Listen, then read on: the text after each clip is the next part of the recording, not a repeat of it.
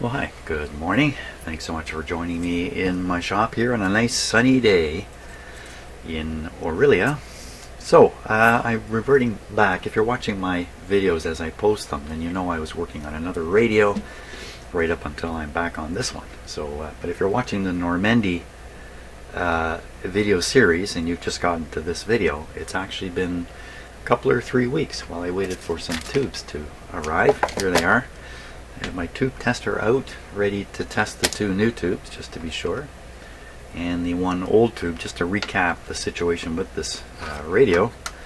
It was being used regularly by the owner, and he switched it on one day and heard a pop, and the pop was the brother of this tube. There's 2 of these in there, 2 output tubes, blowing up. So if you've watched the videos, you know the story. You've seen my dissection of the tube and the like.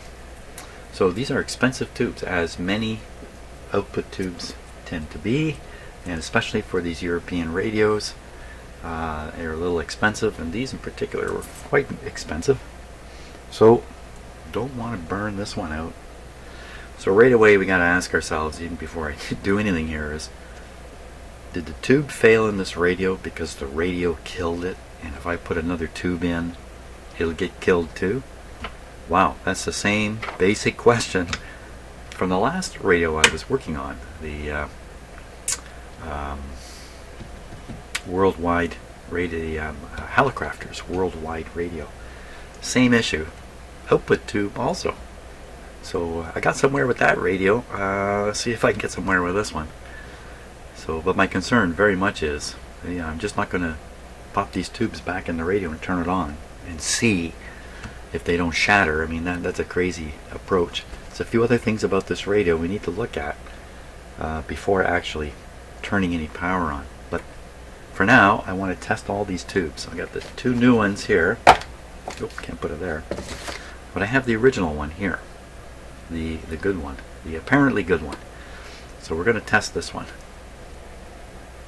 Okay, so pay a little more attention to the tester here, which I'm got set. You can see I've got my tablet here because I had to get a special page of instructions for European tubes for this tester.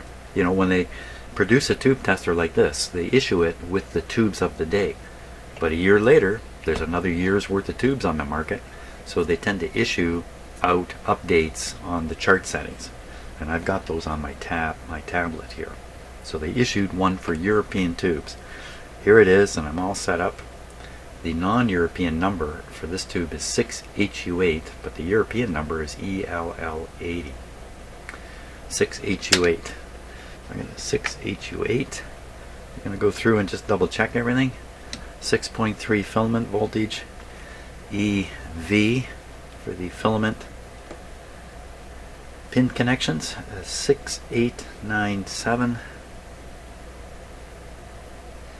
6897 with a 0, 22 on the bias, 85. So everything is set correctly.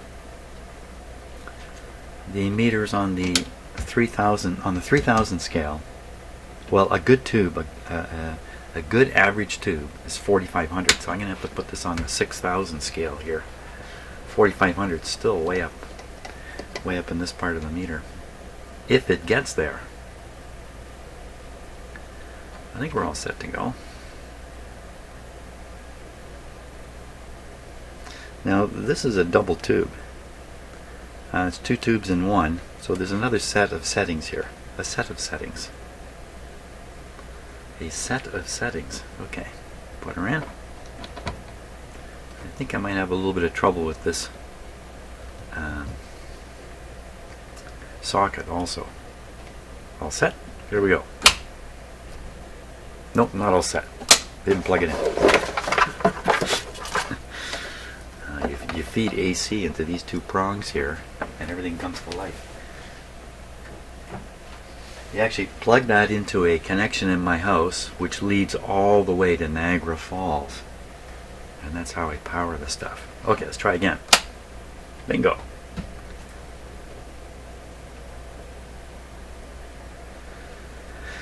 Just give things a moment. There's a tube inside here. It's got to warm up a little bit too.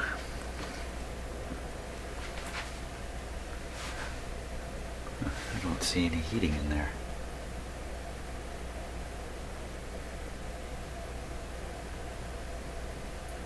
Oh boy. I don't see any heating in there at all.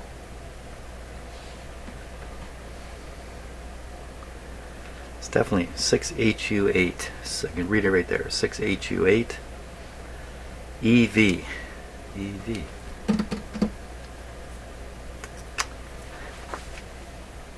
Wow. Okay, there's no sign of heating. This should be pretty bright, I think. And I wasn't watching the pilot light to see if it flashed when I first. Okay, there we go. Oh, this tube is testing dead. The reason I can say that is because when you do the short test, there's voltages and charges inside the tester, and as they discharge, the light flashes. And when that happens, I'm usually on my way to finding the tube good, and when it doesn't happen, it usually means the tube is cold.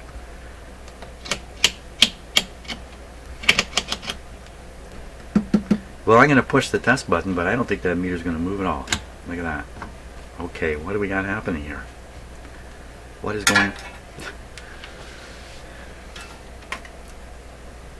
going on here?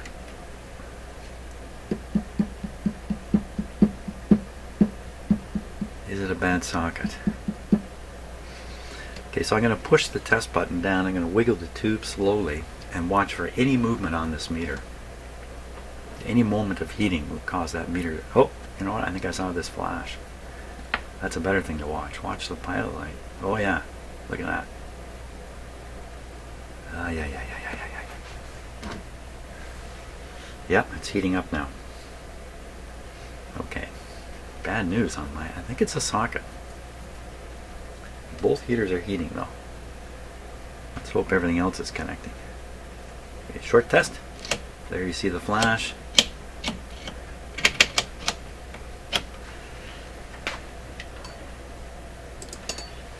Ready. I'm going to push the test button. Now, it was 4,500 average, so right up in here. So this guy's essentially testing good, at least on this half. It's okay. The lowest functional reading here, this is according to the American military, 2835. So I'll put it on 3000 scale. Oop, what's going on there? That's the socket. So I'm wiggling the tube and it's just jumping all over the place. But it's getting right up into the 28 region, so despite all my challenges with the socket here, I think I have proven this tube to be fairly good. Let's call it 3000. Let's say this thing tested at 3000.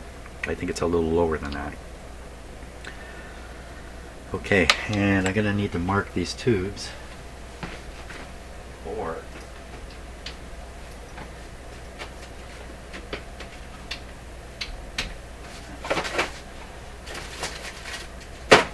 get myself into some trouble here.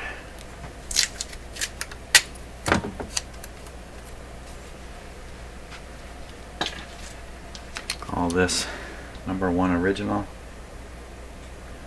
number 1 orig.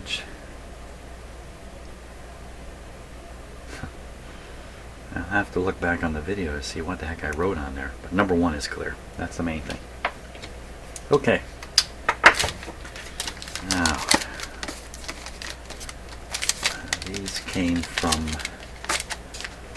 Ring Audio in Toronto.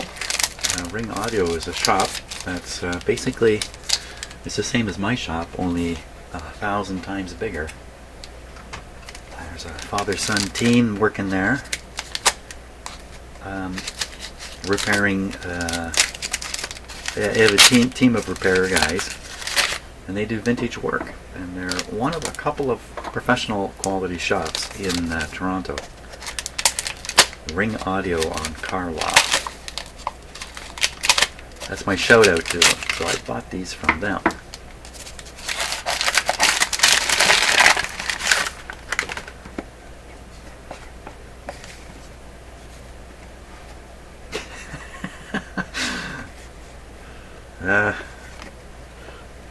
You'd have to know the two guys who own the shop to understand why this is so funny what they send here. There's their card with the Ring Audio written on it.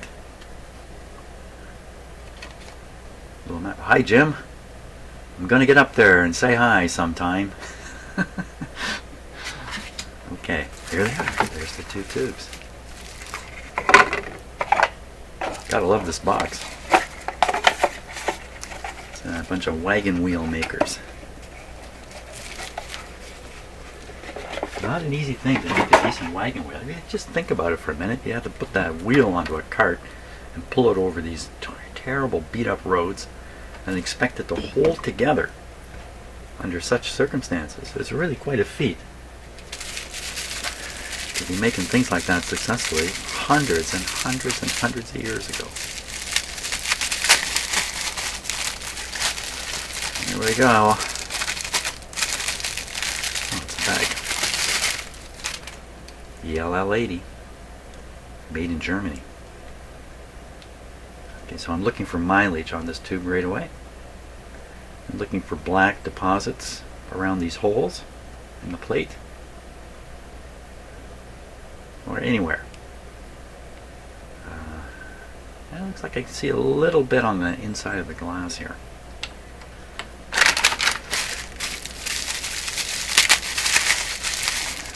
So these are not never been used tubes. These will be used tubes, but hopefully tubes that still have a lot of life left in them.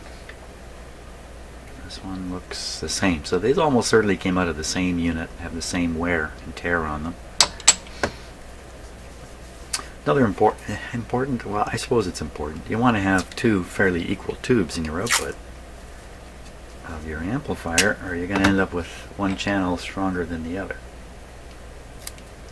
I guess if you're in a push-pull situation, and I don't know if these tubes are really in push-pull. They might be. Each tube can do the push-pull thing itself because it's two tubes in one. We'll call this one number 2.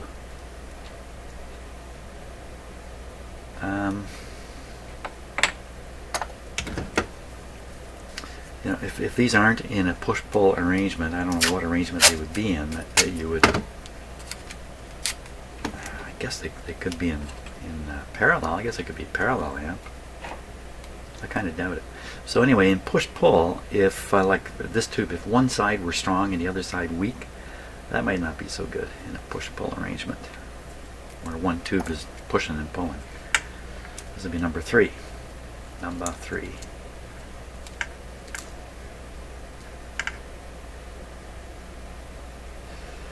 Come on, pen.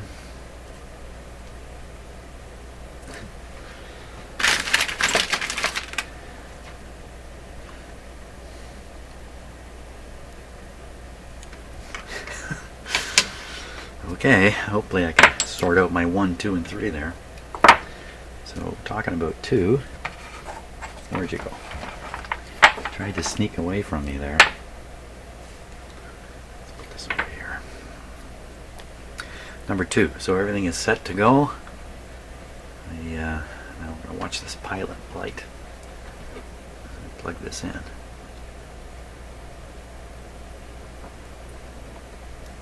Okay, it's down, so this is heating. Yeah, I can see the 2 heating up. That's good so far. Now I'm still on the 3000 scale. The last tube was able to kind of whack the end of the dial. I got the thing just right. Here we go on short test. Okay, kind of a...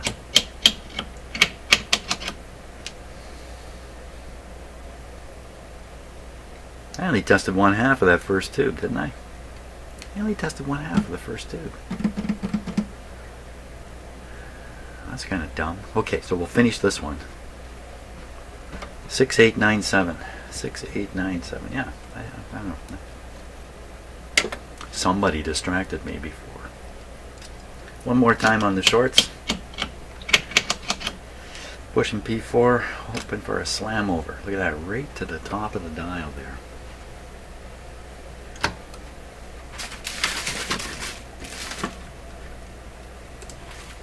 And we're just got a really good look at it. Beautiful. Okay, so we know one half of this tube. I almost made the same mistake now. We'll go to the other half. 2317. 2,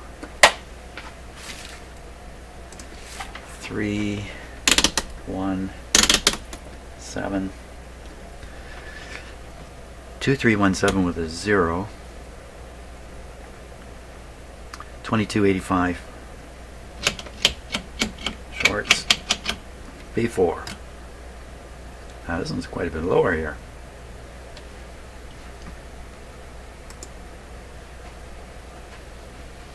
What happened?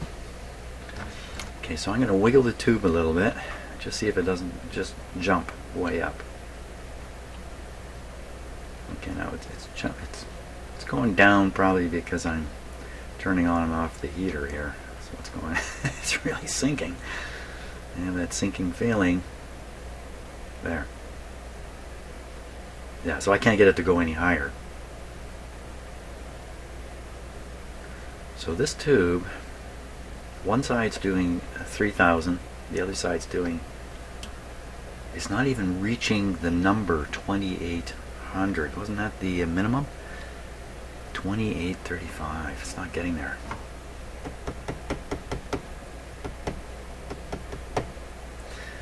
Okay, that's probably pretty hot now. Not getting there.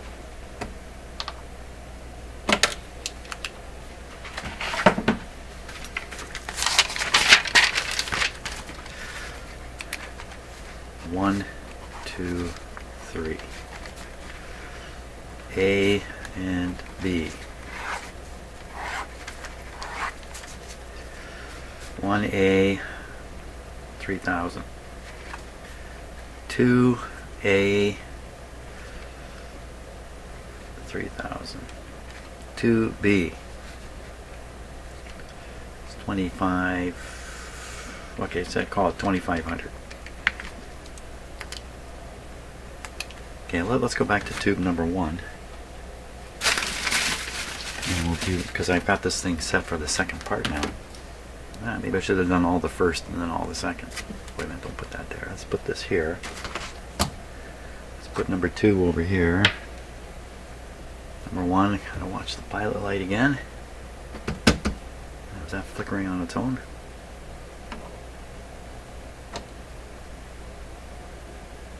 There, pilot light's pulled down a little bit. Tube's heating up, both heaters. Looks the same as the other tube. We'll double check our settings here while we're waiting. 2317. 2317. Short. Flash. Button.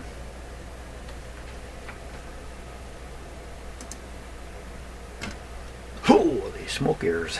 That guy's really going over. Okay, on a 6,000 scale.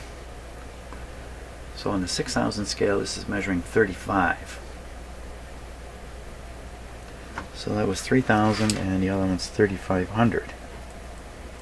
You know what, I'm going to repeat the first on this. The first test, 6897, because it's so easy to do. 6897. 6897. 6897. Ooh! Oh yeah, I'm on the 6,000 scale. Hey, what happened here? Okay, I'm going to wiggle the tube a little bit. Oh boy. You see, it does want to hang around the 3,000 mark there. A little higher than 3,000.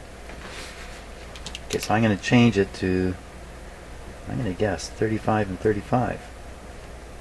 3,500. Tube number 1 is the big winner. So the original tube, which also shows less signs of wear, appears to do better in the tube test. Now we're on to number 3 here. Number 3.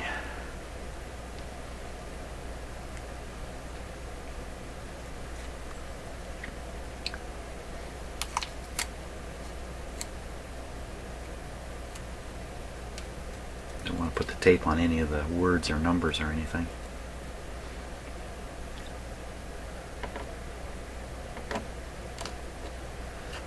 Light is high. There. Light is low.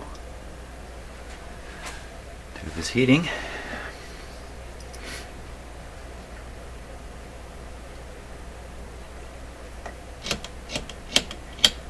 Okay, there's flashes.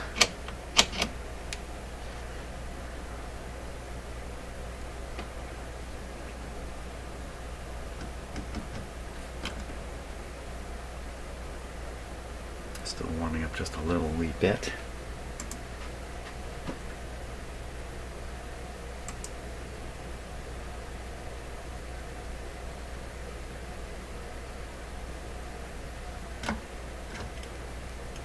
No, it's, 25, 26. Let's call it 2750. This is number 3A, 2750. Now we'll switch to the other 2317.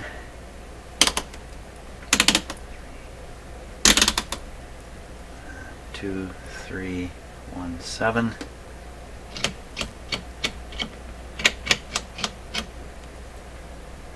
.3000 scale. How's that? Finger on the button.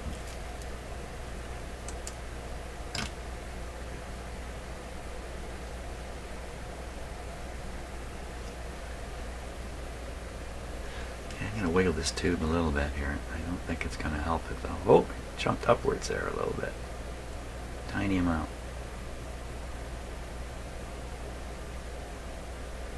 Kind of see as I disengage and engage the heater. So I'm not touching it now, I'm just letting it come back up.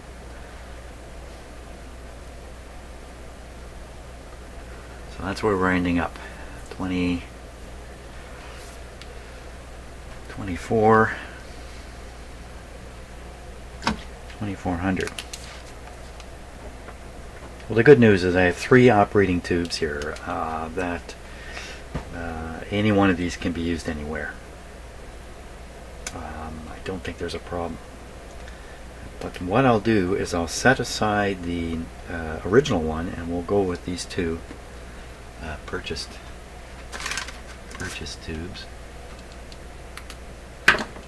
So now we know what we got here tube wise. Now starts the great debate on what? Just pop them in there and turn that unit on.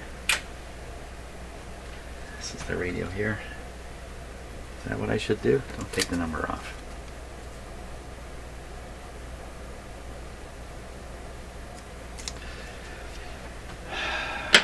Well, that's a really good question. No.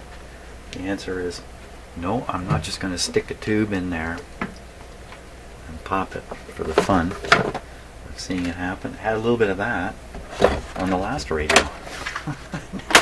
I don't want to repeat the experience. So there's a couple of important indications here on this radio. The most important one, I'll spin it around. So here's where the output tubes are going to go. These up here are a type of circuit breaker, or fuse. Fuse is probably a better word for it. And we got to take a close look at these 2 guys and ponder what we're seeing. So let me switch cameras here, get a close look at it. And 1 second while I turn on my own big screen TV here.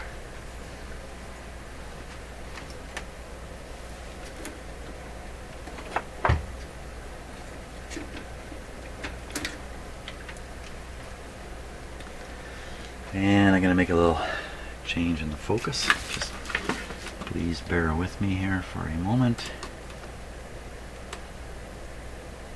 About like that. Okay. So the things we want to look at, just looking along here, are these guys right here, this green thing. See this piece? Let me look at the other one.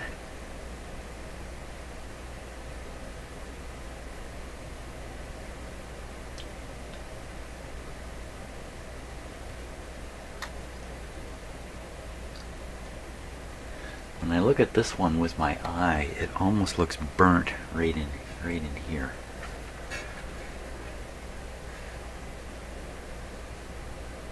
Doesn't it look?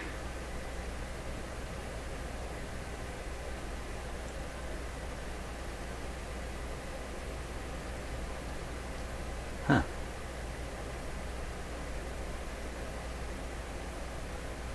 And look at the other one. This one's popped open. So what happens with these guys? You notice too where they're located on the radio. Let me flip to the longer camera here for a second. On the radio, they're located above everything. Everything's below it. They're above everything, out in the open, away from stuff, up on stilts. See how long the leads are going down into the. This is the audio output transformer here. See how long these are? Okay, they could be shorter. The reason they're long, and the reason this stuff's up so high, is because it can overheat. Let me back that up. It's not that it overheats, it's that these run hot. These are hot devices. They will overheat, and this little piece will melt off and open up. If you're going to heat this thing up to the point where you can melt this solder, what's that got to be? 160 degrees Celsius, I think, something like that. That's pretty hot. That's really hot, in fact. So I just noticed that this one is longer than this one.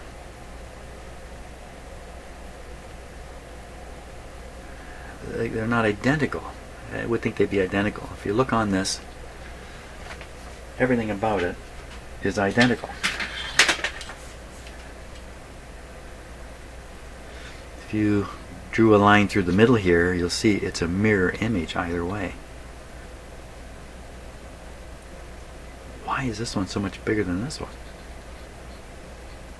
Is that of any importance?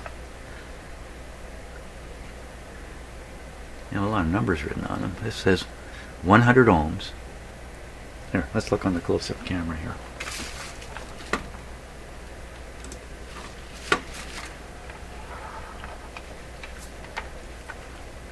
So this is the popped open one. Oh, I'll turn my camera over.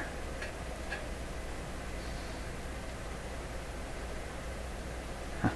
Sorry, it's upside down now. I can't. There we are. ZT 5.5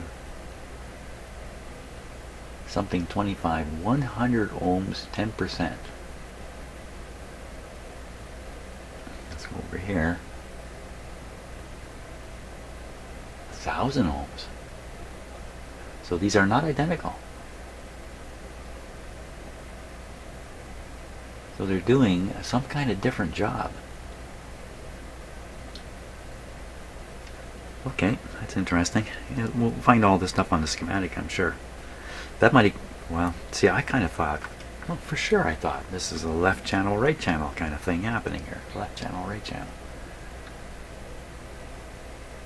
Well, that's just a curious observation.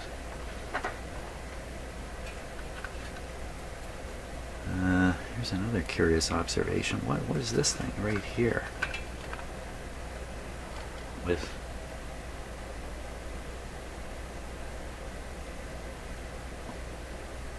looks like 3 leads. Is that a transistor bent over there? No, you know what? It's another. Looks like another coil of some sort with a, you know, a bead, a ferrite bead or something in there. Take a look here, just see if there's anything here to be seen. This is where the crime occurred. It was this one here that popped open. I don't see anything particularly different. No sign of heating or craziness. Well, there's quite a bit of heating showing up right in here. That black there doesn't mean much. And one of these is bound to be the tube ahead. There's two of them here. Are these the same?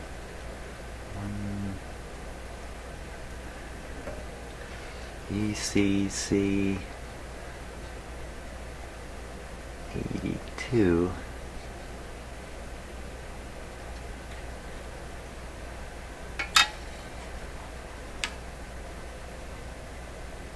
I don't know. Maybe these two are the same, the way they're arranged. Okay, so you might wonder, well, why am I spending so much time looking at these silly things? Because I know from experience, the more time I spend looking at this thing, the more stuff I'm going to see. It's as simple as that. And so anything at all that keeps my eyes going at this point is fine.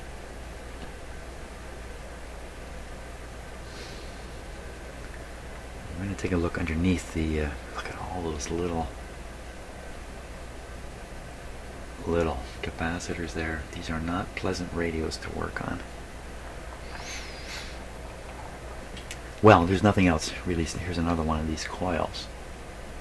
I believe coil on like a ferrite or some kind of form.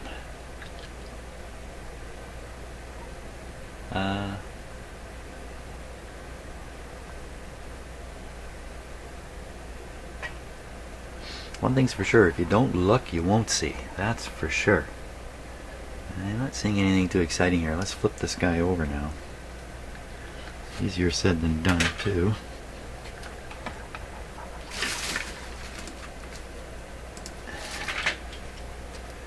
Can't flip them right over because of this. You've got to go up on end.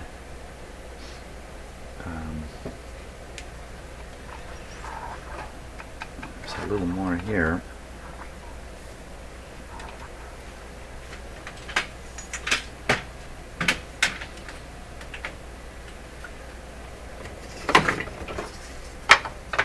That's pretty good.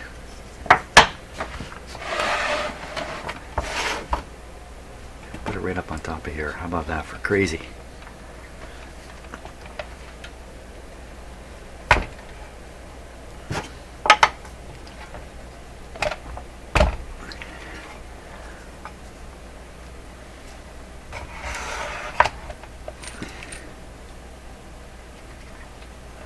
Funny sound there.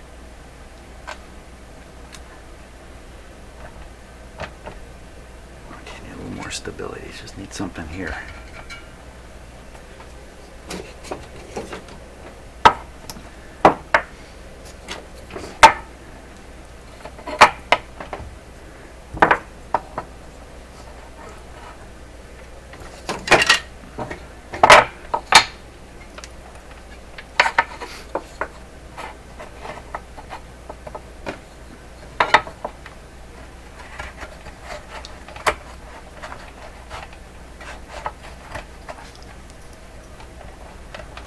That's pretty stable, actually. Okay. Now, I think I've looked under this before. I'm not sure I did. But as usual, it's another complex European radio with 500 million parts in it. So we want to look around the output tube area, which is down here, which is all back in here. I want to take a very close look for any sign of overheating. Anything that got brutalized.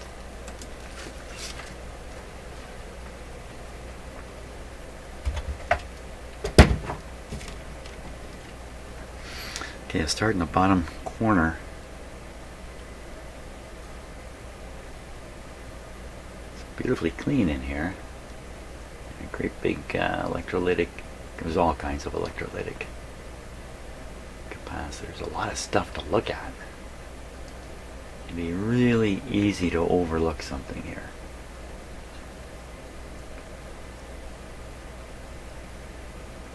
So thinking I'm directing the camera based on my own eyeball, so I apologize if you're looking at something intently and then I swing the camera away.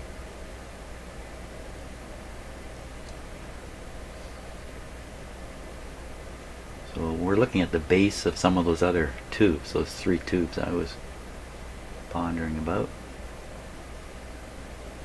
Better concentrate here. Capacitors at every turn. They appear to be in pretty good shape. Let's get standing on my camera wire there.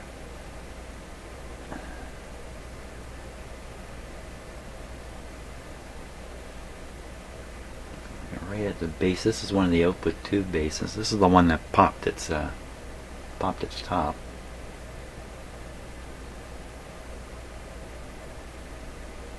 Okay, we'll go up and look at the other one. That's it, down under there. This is the one that did not pop its top. Oh my gosh, imagine trying to work in that. And I move the camera around, it gives you a really good idea of just what snake pit. Notice that I guess they did not believe in arranging the components at right angles, because a lot of North American radios, when you look in them, all the components have been like the helicopters. I didn't mention it, but if you look, all the components, as best they could, are installed you know, at what would you call that? The 4 coordinate points? I don't know what to call it. They're installed in a very well-engineered way. In some radios, electronic parts, and the more you pay for them, the better built they are. In some cases, they'll install every component so the words on the component are turned upwards. So when you look in the radio, you can see the value of all the components right away. Really didn't pay any attention here. Well, I don't see anything.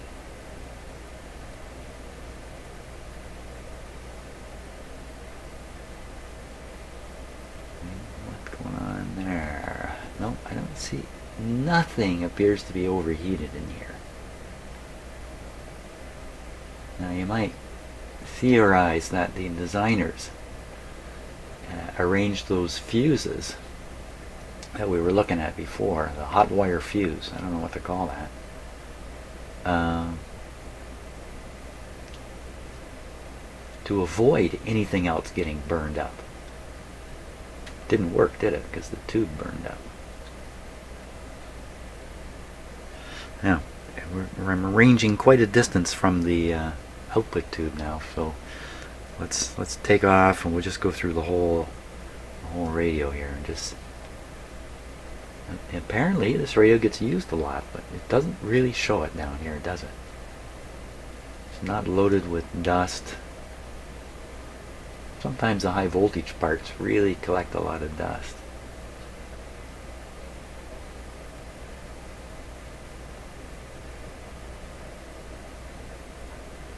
Okay, so this one here is catching my eye.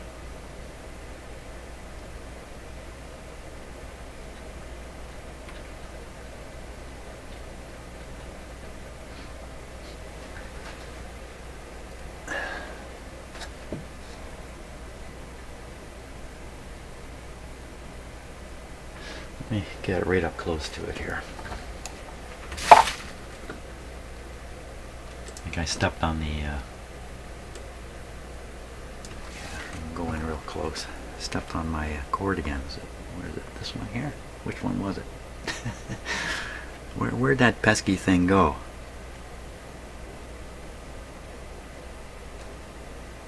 You see a lot better at this range. There it is. That guy.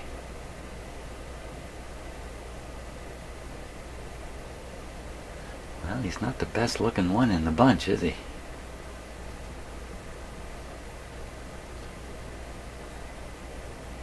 That seems to have taken a bit of heat. Can't really be sure.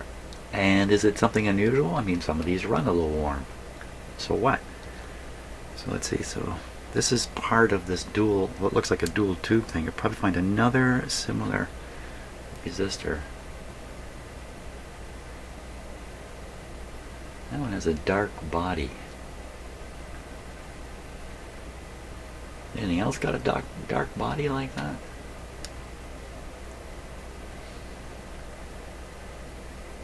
Yeah, I think so. Okay, we'll look at the other tube and try to spot the same resistor. Let's check it out again. The one we're looking at is that. That would be way down here somewhere.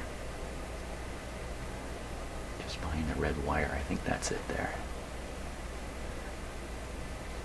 Hang on, don't fall out of your chair here. Ladies and gentlemen, fasten your seatbelts.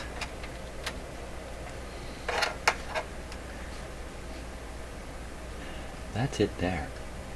That reddish thing. It goes to pin to ground. It's reddish. You can see the bands on it quite clearly. Right beside it is another resistor coming from the same pin. Okay, is that what's happening up here?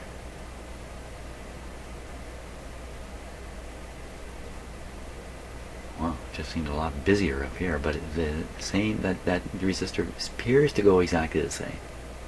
And this is the other one here, it's off to the side. See the dust on it? High voltage. Where you see this dust, which I hadn't noticed it before, high voltage. See this resistor dead center of the screen. I'm going to suggest something here. On the right side, you see dust collected. And even on the wire lead, you can see a little bit of dust.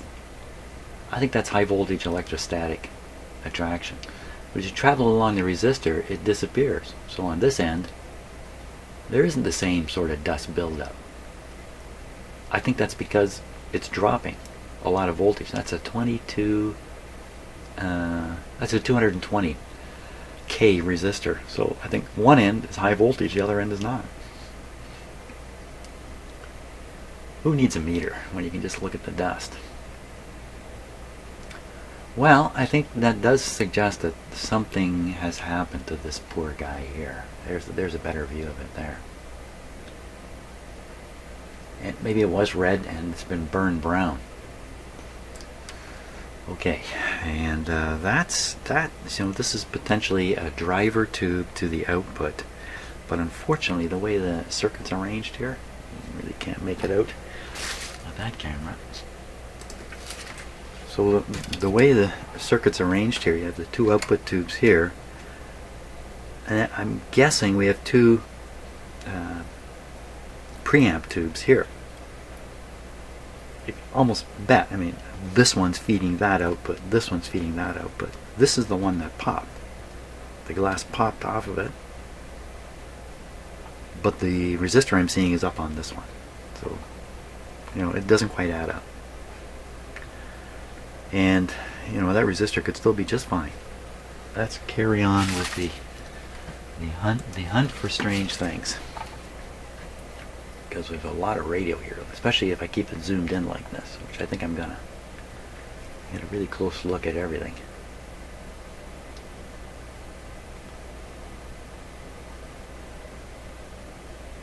Specialized capacitors. Let's see that. It looks like a shielded capacitors, what it looks like.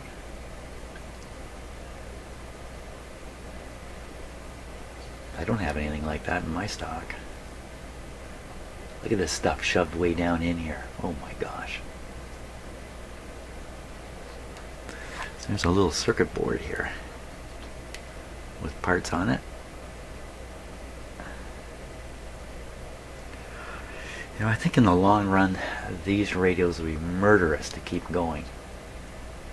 And the long run is just right about now.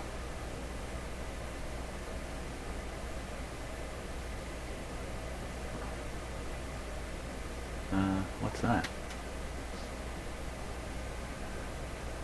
Little excess wire looped around there. Is that something very purposeful? I don't know.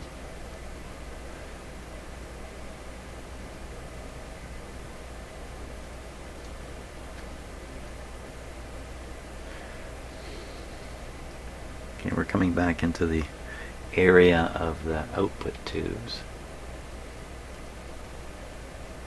I'll just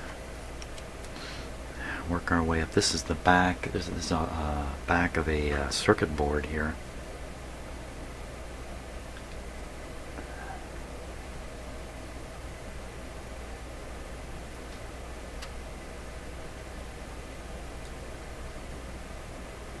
Oh, that looks a little brownish.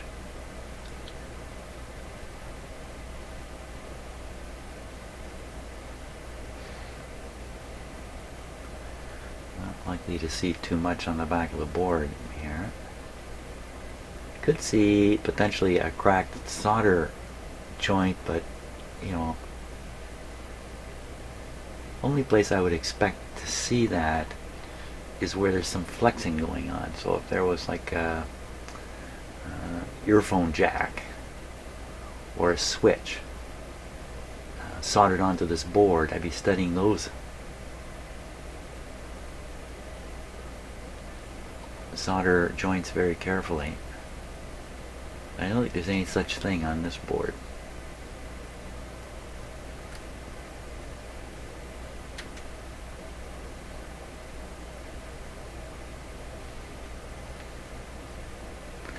Nothing to find there. Okay, so now we're going to come up the switch. Like a lot of these radios, this has, you know, a pile of push button switches right up here. This is the back of them here, and European designers like to use the spare terminals on the back of these switches to make wire connections to. Some radios, that just, you know, the same way you use spare tube pins to make connections, which can be very confusing for someone examining the radio. And they're carefully braided coils. I think the braiding is to reduce the capacitance in the winding. I'm pretty sure that's why they're braided that way.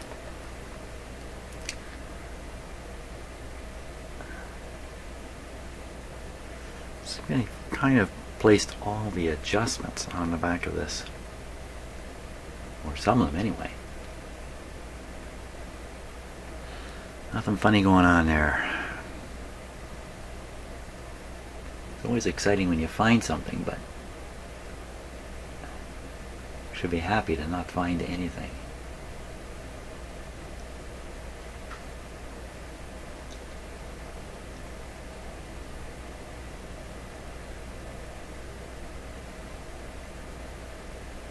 There's a big drop of solder on the end of that part there.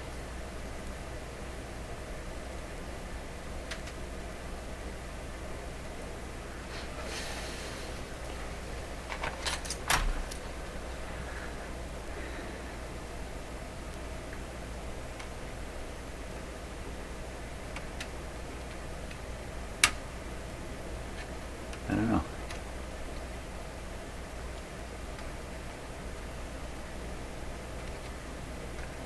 Doesn't want to come off easy anyway. Okay, we're almost up to the top here. There's not too much more left to look at. Tons of dusty wires here. There's the big transformer. So out of this transformer is going to be some high voltage stuff. You can probably figure it out from which wire has the dust on it, if you had to.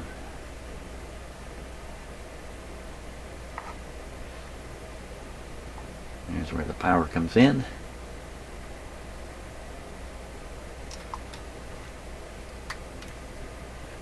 Looks like the bottom of a capacitor there. Here's the here, I'm going to flip it from to FM and watch this guy work here. And back.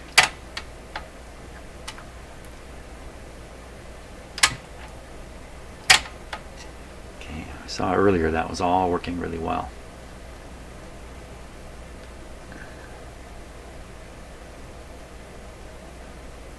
Some of the switch contacts for I think I looked at those before. Okay, that's pretty much the whole deal here.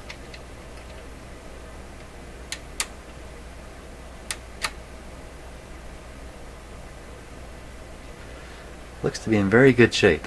But I find one little resistor may have been running hot, so I'm not seeing any reason to not operate this radio. Doesn't mean there isn't one, just means I haven't found it yet. Okay, let me get these out of here.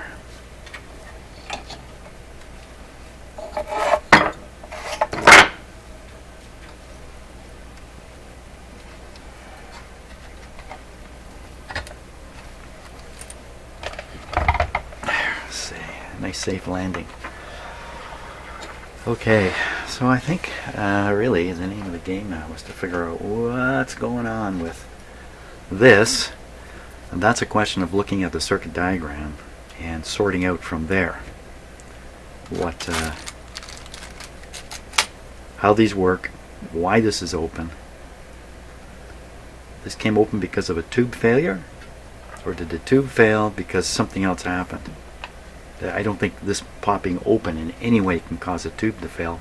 Quite the opposite. I think it pops open to protect the tube. But we really have to study the circuit diagram to sort that out. Okay, that was fun. That's what's next on the list, is study up on the circuitry in this radio. Thanks a lot for watching, and away we go.